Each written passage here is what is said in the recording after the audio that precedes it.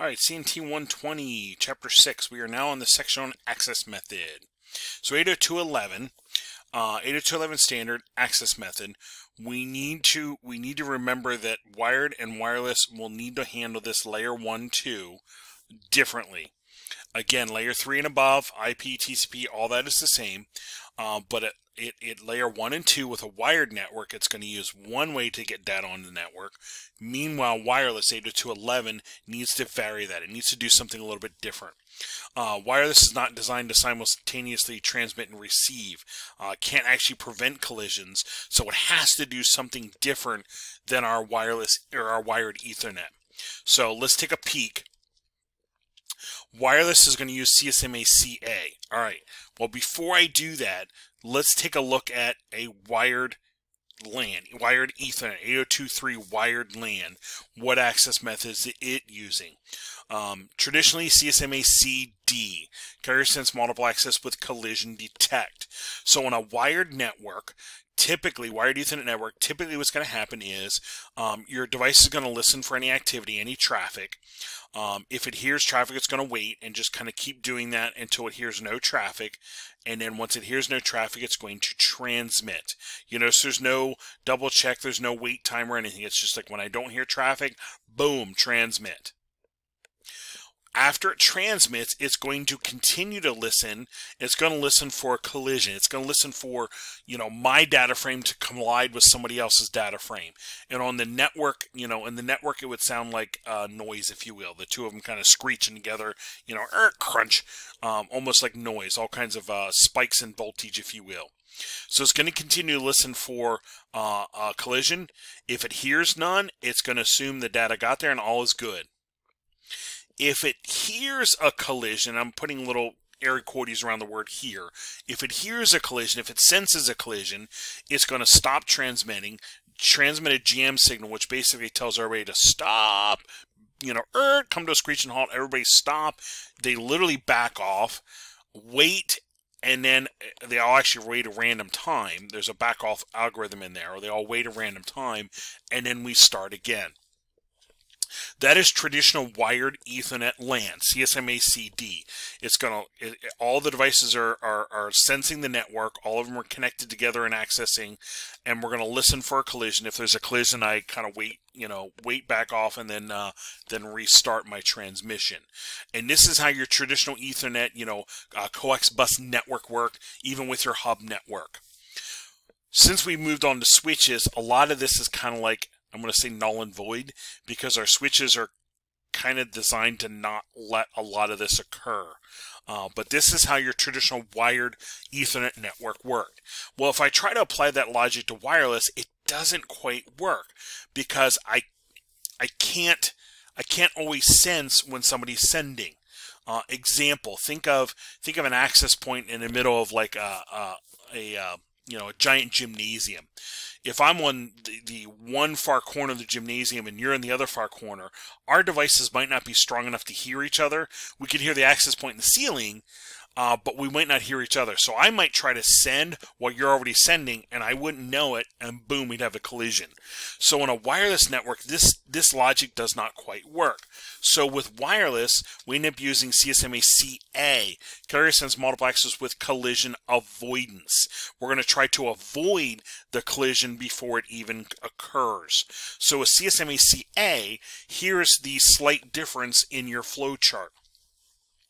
We'll listen for activity. I'm most likely not going to hear it. If I happen to hear it, if the person sitting right next to me is transmitting, I would hear it. But if not, there might be somebody over on the far side of the access point that I can't hear. They might be transmitting. So what happens is, if I hear no activity, I wait a brief time just to be sure. I always use the analogy of, if you drive your parents' new car, new truck, whatever, before you pull out, you tend to check, both ways about 6 times. Because in the back of your brain, you hear mom or dad saying, don't scratch the car. So before you pull out, you're like, I'm going to triple check that nobody's coming, and then I'll pull out. That's kind of what's going on here with the wireless. It's going to triple check and be like, hey, if anybody's transmitting, if I wait a little bit, they're probably done by now. Now I'll transmit. So when I detect no activity, I'm going to wait a brief time. That's the collision avoidance. That's the collision avoidance. It's going to try to avoid a collision, then transmit. Once it transmits, it's going to wait for an acknowledgement from the receiver, because wireless transmissions are inherently unreliable, because there's all kinds of things in the air, obstacles, interference, other, radio signals, television signals, other wireless signals that might interfere with my data getting to the other end. So I'm going to wait for an acknowledgement. If I get an acknowledgement, I know it got there. If not, I'm going to assume it did not get there, and we're going to start all over. So this is traditionally your CSMA-CA or your wireless access method. And again, I'm not a big flowchart guy, but these are times, these actually kind of spell out what is really going in a kind of a very visual manner for you. So you might want to keep those for reference. With wireless networks that are traditionally going to operate this way, you can also add in an option called the request to send, clear to send. This can be turned on at many access points. It's going to decrease your efficiency a little bit, but it helps with avoiding these collisions. And what happens here is, I think they have this flow chart in the book for you. You're going to, if I detect activity, I'm going to wait. If not, I'm going to do a request to send, and I kind of send it to the access point, and the access point goes, yeah, okay, the coast is clear, go ahead. Now send your transmission. And now the access point is acting almost like a little mini traffic cop, trying to make sure we don't have those collisions. That's what the request to send, clear to send option would do. Alrighty, so when I go to send, when I go to connect my device up, I need to associate with an access point. And that association is I'm literally connecting to an access point that I'm going to be communicating with for my transmissions. This is another function of your MAC sublayer down here, the MAC sublayer of data link layer. My device is going to scan and find an access point to connect with. It's either going to use active or passive scanning. So active scanning, the client's going to take the initiative. It's actually going to transmit a special frame called a probe. It's going to send a probe out to all channels within the frequency range, channel 1, 2, 3, 4, 5, 6, etc., and waits for a response coming back from the access point. The response coming back would have all the necessary information to connect to and associate with that access point. That's your active scanning. Passive scanning, the access point takes the initiative. The wireless device is going to listen on all channels. It's going to listen for a beacon frame. Oop, Mr. Brown has a typo there. Beacon frame. It's going to listen for the beacon frame that's issued periodically from the access point. And the beacon frame contains all the information needed for association. Either way, you're going to end up connecting to that access point by focusing on or connecting to the service set identifier, the SSID, and that's what I always people always think of as the wireless network name, and it could be a business that you work at or even your home network.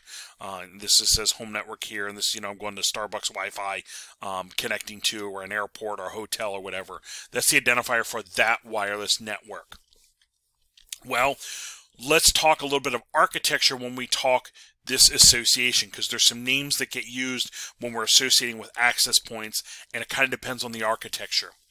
If we have an ad hoc wireless network, meaning my laptop is communicating with your laptop, or my laptop is communicating with my smartphone, without an access point, they're just connecting to each other individually. This is an ad hoc wireless network. This connection here I would call an independent basic service set, because it's not using an access point. It's literally my devices communicating directly with each other. This I'm going to say you might have done. I'm going to say it's not very common. A lot of us are connecting through the access point because it is usually a stronger, faster connection to do so. You have more range, etc. But if I were to connect my smartphone directly to my laptop or something like that wirelessly, this would be my ad hoc, and that connection is your independent basic service set. If I'm now connecting to an access point, which most of us do, my device is connecting the access point. Now those devices connected to that access point are called a basic service set. And it's basically a name to say these are all the devices associated with this access point. And we would call that a BSSID, basic service set identifier. Identifies what is connected to that access point. So here would be typical that a lot of us have access point and a lot of devices connected to. This right here is my basic service set, and the name for this wireless network would technically be a basic service set identifier, BSSID. If I have a mesh wireless network, like I would have in many places of business, meaning multiple access points with the same name, if you will. If you think of even you think of one of our hack campuses, if you go into the building, there's more than one access point in the building, but those 5 or 6 access points scattered around the building all have the name of, like, hack student wireless or employee wireless. Any one of those access points I connect to has that name on. Well, all those access points are working together, usually from a controller controlling them, and that is now called an extended service set, or an extended service set identifier will be the name of the network I'm connecting to, if you will. And those are typically, all those access points are typically working in tandem, working with each other, and connected to a wireless controller that's managing all of them. And the controller is making them all have the same name, and I'm using little air quotes there, all have the same name. So from the user's point of view, any one of those access points is the name of, hack student wireless or hack employee wireless, that kind of thing. And now we have a mesh network, or as we see here, the extended service set. Oops. Those wireless controllers could be a physical device like I showed you here, could be a cloud device, could be something VM based, or could even be embedded in the access point.